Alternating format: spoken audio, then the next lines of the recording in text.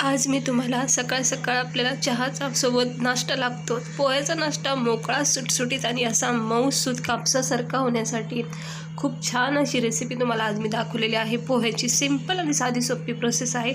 तर व्हिडिओ तुम्ही पूर्ण बघा आणि आवडल्यास तर नक्की लाईक करा चॅनलला। त्याला बघूया साहित्य। तर आता इथे मी काय काय वापरले, सकाळचा टाइम आहे, मस्त पोहे करायचे आहेत। त्यासाठी बघा मी एक अर्धी वाटी, मोठी अर्धी वाटी पोहे घेतलेले आहेत। हे पातळ पोहे आहेत, जास्त जाड नाही आहे। ते पोहे घेतलेले आहेत। त्यानंतर हे पाणी घेतलं आहे। हे पाणी आपल्याला थोडंसं पोह्यामध्ये असं भिजत ठेवायचं, म्हणजे पोह्याला धुवायचं आहे। त्यानंतर बघा इथे थोडेसे शेंगदाणे घेतले आहेत। काही लोक शेंगदाण्याचा कूटसुद्धा वापरतात आणि अख्खे शेंगदाणेसुद्धा वापरतात। आणि त्यानंतर कोथिंबीर घेतली, बारीक चिरलेला कांदा, मिरची, इकडे बघू शकता मिरची घेतली कमी तिखटवाली 2-3 कट करून। त्यानंतर हे कढीपत्ते आपल्याला हवाच। आता पोह्यामध्ये कढीपत्ता कोथिंबीर हे खूप गरजेचं आहे।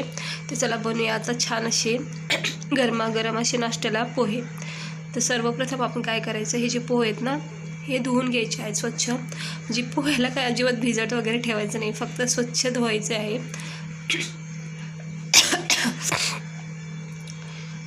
तर जरा हे व्यवस्थित जागा करून घेते, म्हणजे कसं आता हे पोहे आहेत ना हे वाटीमधले सगळे याच्यामध्ये टाकून घ्यायचे। आज मला पोहे खायचा मूड झाला, तर सकाळ सकाळ चहाचा टाईम होता, तर मला चला झटकीपट पोहे बनवायचे।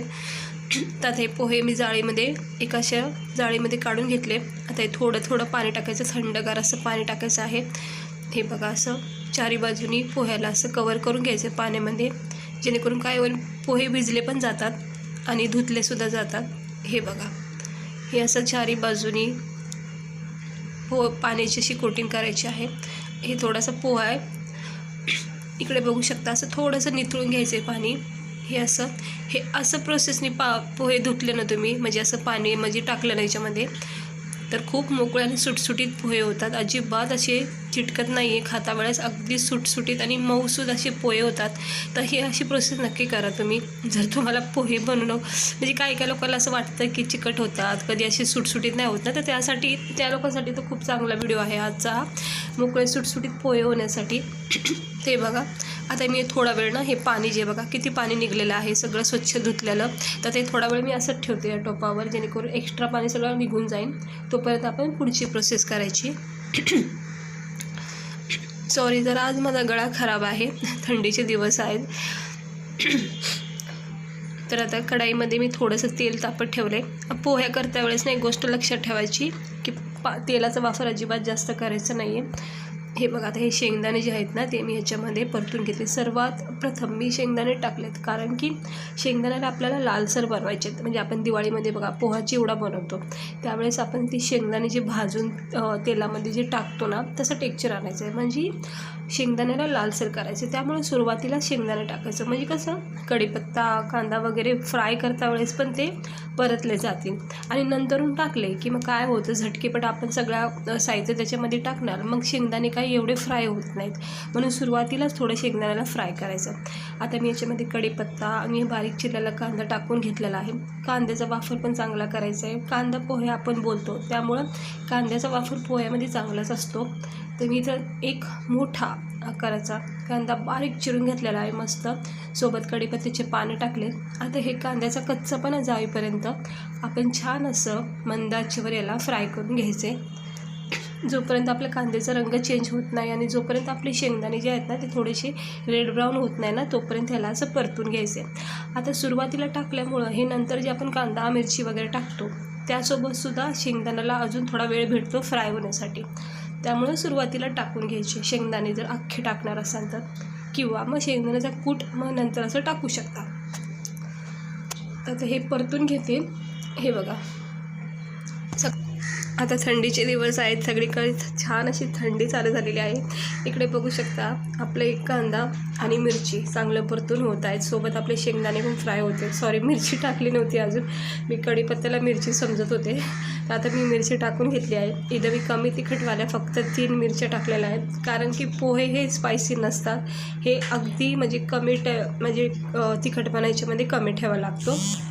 तिकडे बघू शकता आता मी 3 मोठ्या मिरच्या कमी तिखटवाल्या कट करून टाकल्या। तरीसुद्धा जर तुम्हाला पोहे तिखट हवे असतील तर तुम्ही मग मिरची जास्त वापरू शकता, पण शक्यतो पोहेमध्ये मिरची कमीच असते।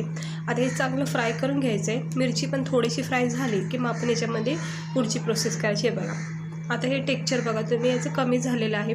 आता ह्या स्टेजवर आपण इथे मीठ टाकून घ्यायचं. मीठ पोह्या करता वेळेस अजिबात असं वरून नाही टाकायचं, म्हणजे पोहे वगैरे टाकल्याचे तर नंतर नाही टाकायचं, सुरुवातीला टाकायचं.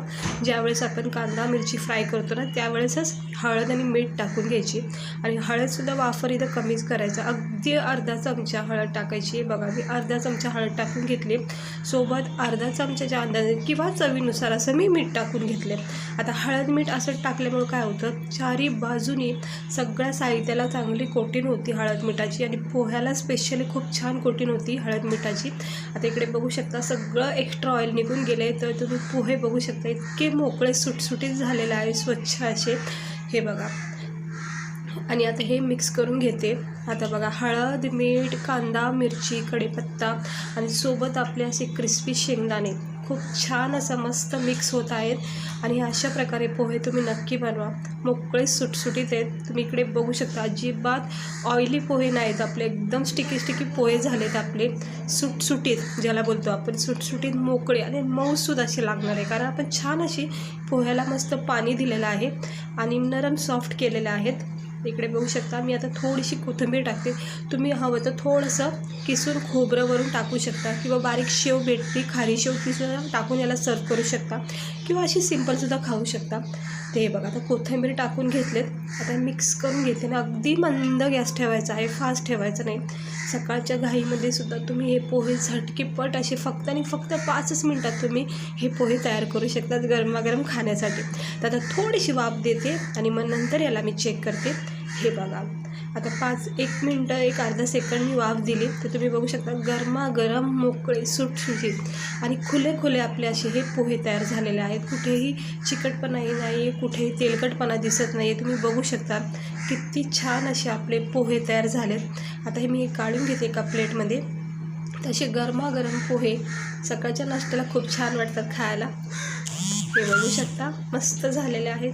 तर चला मी काढून घेते एका प्लेटमध्ये, थंड करून घेते थोडेसे आणि मग काढून घेते आणि गरमागरम चहासोबत याचा आस्वाद घ्यायचा. तर हे बघा एका प्लेटमध्ये मी हे पोहे काढून घेते. तुम्ही बघू शकता आपले हे पोहे कसे तयार झालेले आहेत, किंवा याला कांदा पोहे बोलू शकतो आपण. हे बघा मस्तपैकी पोहे मला खूप आवडतात. मी गावाकडे पण जर गेलं तर पोहे आमच्या इथं खूप खातात, म्हणजे गावाकडे. हे बघू शकता किती छान असे आपले पोहे तयार झालेत. वरून अजून थोडीशी कोथिंबीर ठेवलेली आहे, सोबत तुम्ही लिंबू कट करून ठेवू शकता, वरून शेव खोबरं टाकून बारीक कांदा चिरून टाकून वरूनसुद्धा याला खाऊ शकता. खूप मस्त लागतात एकंदरी. आणि गरमागरम हा पोह्याचा नाश्ता तुम्ही नक्की ट्राय करा. तर आता मी 1 कप चहा तयार केलेला आहे पोह्यासोबत पिण्यासाठी. तर चला आता मी चहा घेते ओतून गरमागरम. इकडे बघू शकता चहा मी साईडला उकळत ठेवला होता, कारण मला पोह्यासोबत चहाचाच नाश्ता करायचा होता. तर इकडे बघू शकता हा माझा चहाचा कप रेडी झाला आहे. सर्वात प्रथम तुम्ही घ्या तुमच्यासाठी हा चहाचा कप माझ्यातर्फे, आणि सोबत हे पोह्याचं प्लेटसुद्धा. तर कसं वाटते बघा, गरमागरम हा सकाळचा हेल्दी नाश्ता आहे. पोहे खूप चांगले असतात आपल्या शरीरासाठी. ते असं पोह्याची पहिली बाईट्स पहिली तुमच्यासाठी, आणि नंतर मग मी खाते. हे बघा परफेक्ट झालेलं आहे, खूप छान नरम सॉफ्ट लागते, सोबत शेंगदाणा लागतोय, आणि हा चहाचा गरमागरम घोट खूप भारी वाटते. सकाळ असं हेल्दी नाश्ता करायचा थंडीच्या दिवसामध्ये. मस्त झालेला आहे. तर अशी नक्की तुम्ही पोहे बनवा. तर तुम्हाला आवडला असेल तर नक्की चॅनलला लाईक करा, सबस्क्राईब करा, व्हिडिओला तर लाईक करा. तर चला भेटते मी तुम्हाला पुढच्या व्हिडिओमध्ये एका नवीन रेसिपीसह.